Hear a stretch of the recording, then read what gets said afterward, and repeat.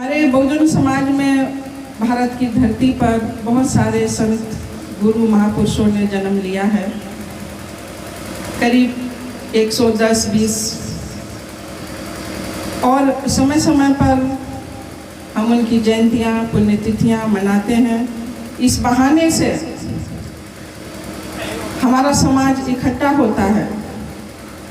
उन्होंने जीवन में क्या कार्य किए हैं,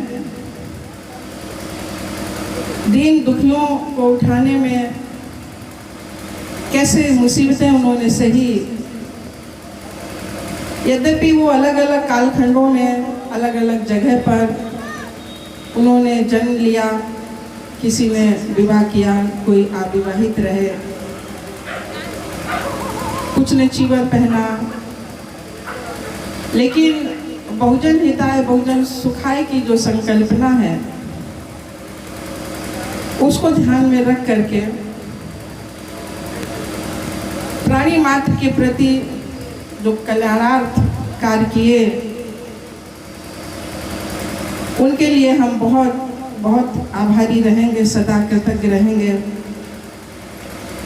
कि हमारा समाज, हम ऐसे समाज से आते हैं कि अगर हम इतिहास में जाएं और पीछे जाएं तो हम तो इस देश के राजा थे, लेकिन बाहरी जो आक्रमणकारी लोग भारत में आए, किन किन परिस्थितियों में आए, आप सभी बुद्धिजीवी लोग हैं, पढ़े लिखे लोग हैं, समझते हैं। और यहाँ आकर के उन्होंने जो हमारे सीधे साधे लोग थे, सदाचारी लोग थे, उनको मूर्ख बनाने का काम किया और धीरे धीरे हमसे राज सत्ता छीनी।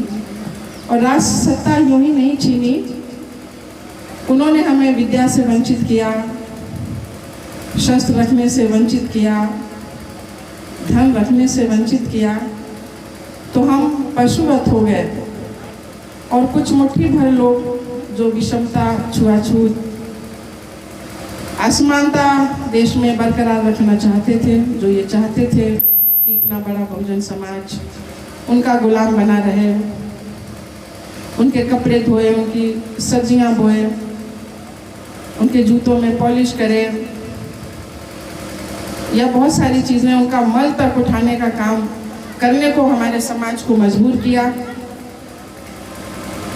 और ये संघर्ष चलता रहा। इस बीच में हमारे महापुरुषों ने जन्म लिया और वो भी संघर्ष करते रहे, पीड़ितों के पक्ष में रहे।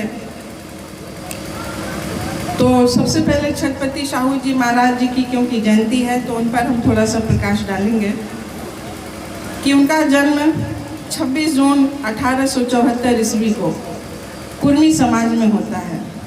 कुर्मी समाज फतेहपुर में उत्तम भी लिखते हैं बहुत लोग, कुछ कटियार लिखते हैं, कुछ पटेल लिखते हैं, कुछ वर्मा लिखते हैं, ऐसे ऐसे। ये संविधान में उनको पिछड़ा वर्ग आज के समय में कहा जाता है। जागीरदार श्रीमान जय सिंह राव आबा साहब भाटके जी के यहाँ हुआ था। इन्हें बचपन में यशवंत राव के नाम से जाना जाता है। ये छत्रपति शिवाजी महाराज प्रथम के दूसरे पुत्र के वंशज शिवाजी चतुर्थ कोल्हापुर में राज करते थे। ब्रिटिश षड्यंत्र और कुछ जो जातिवादी दीवान थे उनकी गद्दारी की वजह से शिवाजी चतुर्थ का कत्ल होता है और उनकी विधवा आनंदीबाई उनको गोद लेती हैं। जय सिंह राव आबा साहब भाटके के पुत्र यशवंत राव को कोल्हापुर रियासत में राजगद्दी को संभालते हैं 2 अप्रैल 1894 को। उनकी शादी बड़ौदा राज के मराठा सरदार खनवीकर की बेटी लक्ष्मीबाई से होता है। इनकी पढ़ाई राजकुमार महाविद्यालय और धारवाड़ में हुई और उन्होंने जीवन पर्यंत समाज के लिए काम किया।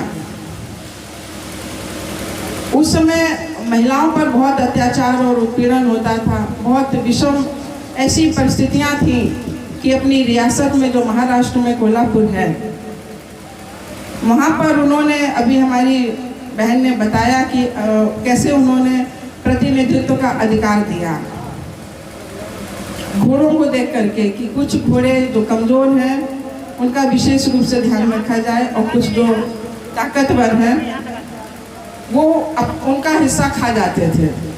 तो ऐसे ही समाज में भी जो ताकतवर लोग हैं, धनाढ्य लोग हैं, पावर में हैं, वो लोग गरीब लोगों का हिस्सा खाते हैं। तो एक विशेष प्रकार की उनको सुविधाएं दी जाए ताकि वो उनके बराबर आ सके। और उन्होंने जो वंचित समाज के दलित पिछड़े लोग थे उनके बच्चों के लिए स्कूल विद्यालय खुलवाए, हॉस्टल बनवाए, और मुस्लिम समाज के लिए भी एक मुस्लिम की समिति का भी उन्होंने गठन किया।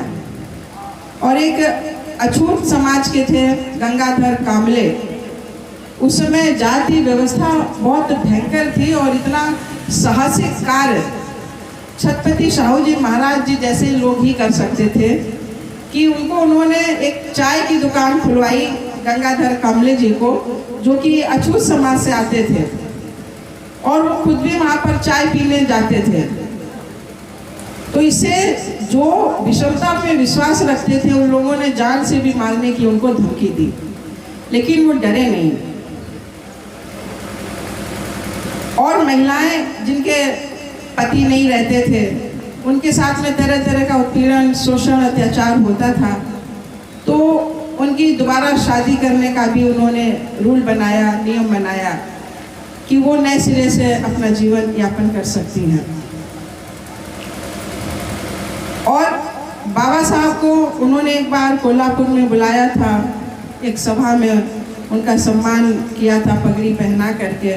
तब वो बोले थे कि डॉक्टर अम्बेडकर के रूप में आपको एक ऐसा नेता मिल गया है जो आपके हक और अधिकारों के लिए संघर्ष करेंगे, लड़ेंगे। और जब बड़ौदा राज के सियाजी राव गायकवाड़ जी बाबा साहब को स्कॉलरशिप दी थी विदेश पढ़ने जाने के लिए, लेकिन वो बीच में ख़त्म हो गए पैसे, तो पैसे के अभाव में उन्हें दोबारा इंडिया आना पड़ा। तो जब छत्रपति साहू जी महाराज जी को ये बात पता चली तो वो खुद चल करके, इतने बड़े राजा थे, खुद चल करके बाबा साहब जहाँ मुंबई में रहते थे, जिस चाल में वो रहते थे, वहाँ जा करके उनको पैसे दिए कि आप अपनी पढ़ाई को जारी रखो। तो फिर बाबा साहब फिर गए विदेश पढ़ने। और जब संविधान बनाया परम पूज्य बाबा साहब ने, तो पूरे देश को उन्होंने समझा। जहाँ पर छोटी छोटी रियासतें थी उनके राजाओं से, जिनकी अपनी एक मुद्रा थी, एक अपना नियम था, एक कानून था, उन सबको राजी किया कि आप एक गणतंत्र भारत में आप सब लोग सम्मिलित होइए। तो उन सभी लोगों को उन्होंने इकट्ठा किया और ये अध्ययन किया कि कौन सी जातियां ज़्यादा पीड़ित हैं। तो कुछ ऐसी जातियां थीं जो जिनको छुआ जाया जा सकता था, लेकिन उनकी नज़रों में वो शूद्र थे, लेकिन टचेबल थे वो। तो ये इंटरमीडिएट जो जातियां थीं, जो पिछड़ी जातियां थीं, जैसे कुर्मी हो गए, मौर्य हो गए, पटेल हो गए, पाल हो गए, कुशवाहा, ये इस टाइप की जो जातियां थीं, इंटरमीडिएट जातियां, इनका उन्होंने एक अलग अनुच्छेद बनाया, इनको विशेष अधिकार दिया। लेकिन जो वर्ण व्यवस्था के हिसाब से जो शूद्र भी जातियां नहीं थी, शूद्र के निचले पायदान में थे, जिनको अत्यंत बोला जाता था, जो अति शूद्र थे, अछूत थे, या और भी तमाम तरीके से नाम उनको दिए गए, ऐसी वो जातियां थी कि उनकी जो परछाई थी उससे भी लोग दूर भागते थे। ये वही जातियां थी जिनके गले में हांडी थी, कमर में झाड़ू थी, जिनको जूते पहनने का अधिकार नहीं था, थूकने का अधिकार, पढ़ने का अधिकार नहीं था। अगर कहीं कुछ धार्मिक कार्य हो रहे होते थे तो वो सुन लें तो उनके कान में शीशे डाल दिए जाते थे, पिघला के जबानें काट ली जाती थी। तो ये जो जातियाँ थी, जो अछूत जातियाँ थी, इनसे न सिर्फ वो दूर रहते थे बल्कि घृणा करते थे, घृणा का भाव था। और ये उसी समाज से बाबा साहब आते थे। वो एक अलग बात है, उत्तर प्रदेश में क्या कहते हैं, महाराष्ट्र में क्या कहते हैं, गुजरात में क्या कहते हैं, नाम बदल जाते हैं, लेकिन जो घृणा का भाव था, जो अछूतपन था, जो हम महसूस करते हैं, वो चाहे केरल का व्यक्ति हो, चाहे उड़ीसा का व्यक्ति हो, जिसको अभी 2 लोगों को जिनके आधे सर के बाल काटे गए और उनको पैरों के बल, ऐसे टांगों के बल चलने को मजबूर किया गया, तो उनका जो अपमान है, तो हम यहाँ उत्तर प्रदेश में उसको हम महसूस करते हैं। हमारे लोगों पर लोग पेशाब करते हैं, घोड़े में नहीं बैठने देते हैं, और संविधान समानता की बात करता है, और ये घटनाएं लगातार होती हैं और कोई सुनने को तैयार नहीं है, कोई इनके पक्ष में खड़े होने को तैयार नहीं है। और हम कहते हैं कि हम भारतवासी हैं, वसुधैव कुटुम्बकम की हम बात कहते हैं। तो ये कौन लोग हैं, कौन सी ऐसी मानसिकता है जो ये ऐसी घटनाएं बार बार हो रही हैं। कई बार अनजाने में, ये कोई जरूरी नहीं है कि जो भेदभाव 15% के लोग ही करते हैं, ये हमारे अंदर भी हो सकता है। मनुवादी व्यवस्था, ऊंच नीच हम लोग भी कर सकते हैं, ये एक विचारधारा है, ये किसी के भी अंदर हो सकती है। अभी आप हाल में देखें, इटावा की घटना, परसों नरसों की घटना है, वो कुछ लोग कथा वाचन करने गए, इसके बाद उनसे कह रहे हैं कि तुम चमार हो क्या? चमार हो? बोले नहीं, हम यादव हैं। तो वहाँ पर एक तथाकथित उच्च समाज की महिला का ऐसा कहा जाता है कि उससे कहा गया कि तुम अपना पेशाब लाओ और इसको पिलाओ, इसको छिड़काओ। तो ये कहाँ हम जी रहे हैं, किस समाज में हम जी रहे हैं, ये सोचने वाली बात है। पूरे देश में अगर एक भी ऐसी घटना होती है तो जिनके दिमाग में ये गोबर भरा है वो क्या खा रहा होगा, क्या खाते होंगे वो? क्या उनके घर में महिलाएं नहीं है, भाई बंधु नहीं है, बच्चे नहीं है,